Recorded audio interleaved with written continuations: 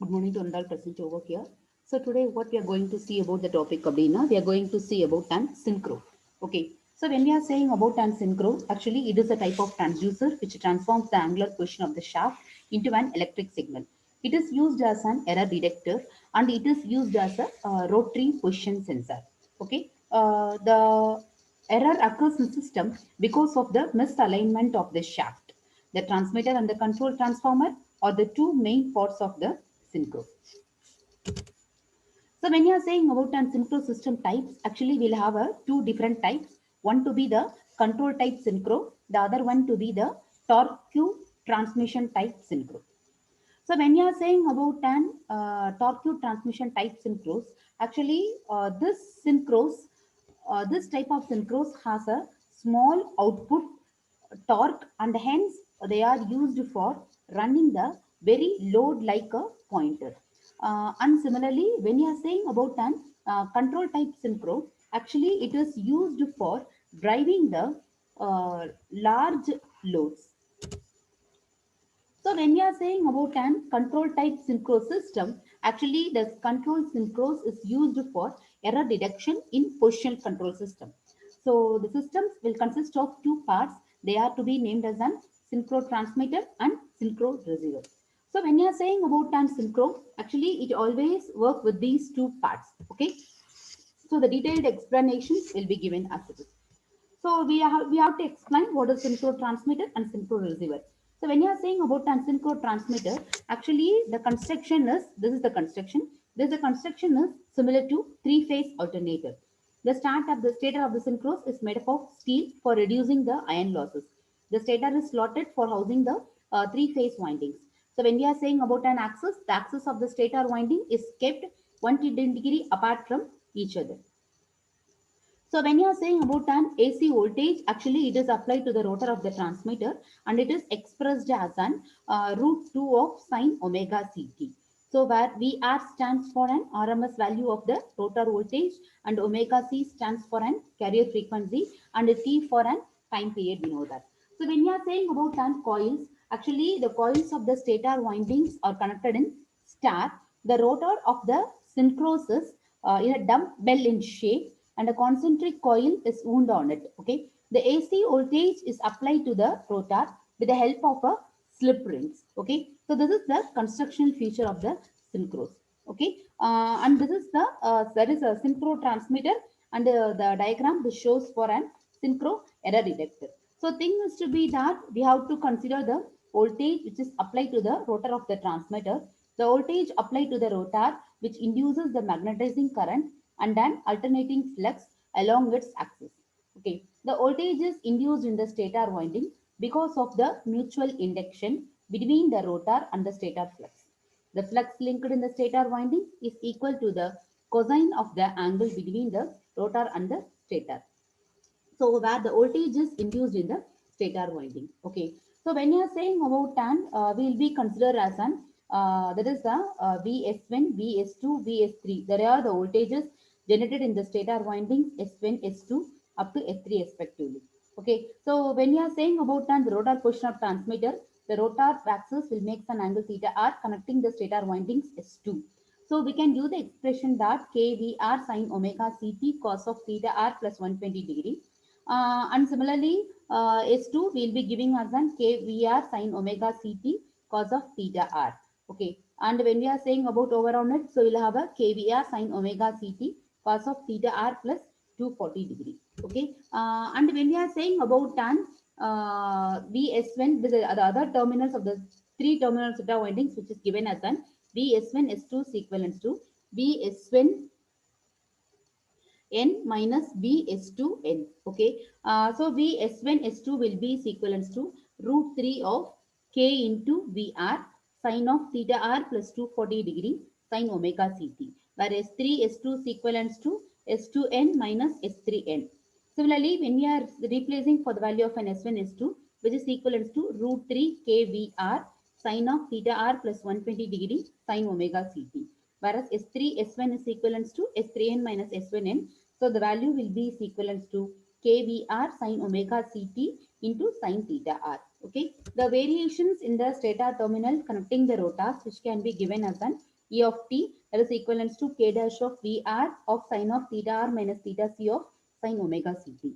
When the rotor angle becomes 0, the maximum current is produced in the stator windings S2.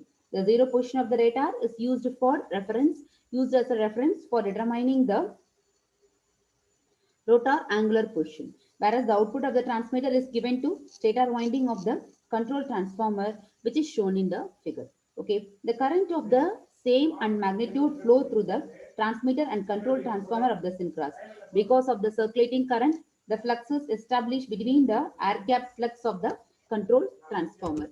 So when you are saying about the flux axis, actually the flux axis of the control transformer and the transmitter is aligned in the same position, whereas the voltage generated by the rotor of control transformer is equal to the cosine of the angle between the rotors of the transmitter and the controller. The voltage is given as E of t is equivalent to k dash of VR cos of phi sine omega ct, where phi stands for an angular displacement between the rotor axis of transmitter and controller, whereas the phi is equivalent to 90 degree. The axis between the rotor of transmitter and control transformer is perpendicular to each other, whereas the figure shows the zero position of the rotor of the transmitter and the receiver. So we have to consider the position of the rotor and transmitter is changing in the same direction. When you are considering an angle theta r, which deflects the rotor of the transmitter, and there of the control transformer is kept theta c.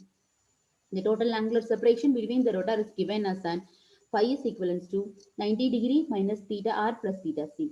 Whereas the case of a rotor terminal voltage of synchro transformer is given as E of t is equivalent to k dash of VR. So we'll have a cos of 90 degree minus theta of sine value. So cos of 90 minus theta is equivalent to sine theta. So sine theta r minus theta c of sine of omega ct. Whereas the small angular displacement between the rotor position is given as sine of theta r minus theta c is equivalent to theta r minus theta c. So on substituting the value of angular displacement, we get what we're getting of Abdina. We'll be getting of an E of t is equivalent to. So this is about our positional control system. So we'll have a synchro control transmitter, synchro control transformer, and we'll have around an AC amplification. Okay, so this is the wave, that is the synchro transmitter, and the control transformer together, which is used for detecting the error over on it. The voltage equation shown above is equal to the shaft position of the rotors of the control transformer and transmitter. So whenever we are considering the error signal, which is applied to the differential amplifier, which gives input to the servo motor. The gear of the servo motor rotates the rotor of the control transformer. Okay, so this is the error signal which is applied over on it. So the output of synchroreactor, which is a modulated signal, the modulating wave, which above shown the misalignment between the rotor position and the carrier wave, where Ks is the error vector, where E of t is equivalent to theta r minus theta c. So this is about an synchron. So when we are saying about an microsyn, actually one version of RBDT which is called as an microsyn, it is to be a variable reluctance transducer. Okay, for the connection of exciting windings, so that we have an instantaneous pole position for the current directions which are shown over here. Actually, it is most widely used in sensitive gyroscopic instruments. So at null position, voltage induced in coils 1 and 3, which is balanced by those of 2 and 4. By the motion of input shaft from null position, which increases resistance of 1 and 3, and will have a decreases to that of 2 and 4. So when you are saying about that, actually in the arrangement, the coils are connected in such a way that the null position of the rotary element, the voltages induced in coils 1 and 3, which are balanced by voltages induced in coils 2 and 4. The motion of rotor in the clockwise direction increases the reluctance of coils 1 and 3, while decreasing the reluctance of coil 2 and 4. So thus giving a net output voltage E naught. The movement in the counterclockwise direction causes a similar effect in coils 2 and 4 with a 180-degree phase shift. A direction sensitive output which can be obtained by using phase sensitive demodulators. So as explained in the LVDT section already. So when you are saying about a microsyn transducer, they are used extensively in applications involving gyroscope. By the use of microsons, the very small portions can be detected, giving output signals as low as 0.01% of changes in angles. The sensitivity of the device, which can be made as high as 5 volt per degree of rotation. The non-linearity may vary from 0.5% to 1% of full scale. The main advantage of these transducer is that the rotor does not have windings and slip rings. Similarly, the magnetic reaction torque is also negligible. So when we are concluding that, what are the advantages and disadvantages? Actually, advantages of microsyn, it is to be simplicity of design, will have a lower parse count and space savings. It has a low noise, it will have a fast transient response, and it will have a low cost. Whereas in the case of an disadvantage, actually the low efficiency, if the input and output difference is large and they have a significant heat dissipation, it may recover a heat sink, and apart from that, it is have a capable exclusive of step down operations. So by that, so we'll be seeing about that in the next class. So thank you all.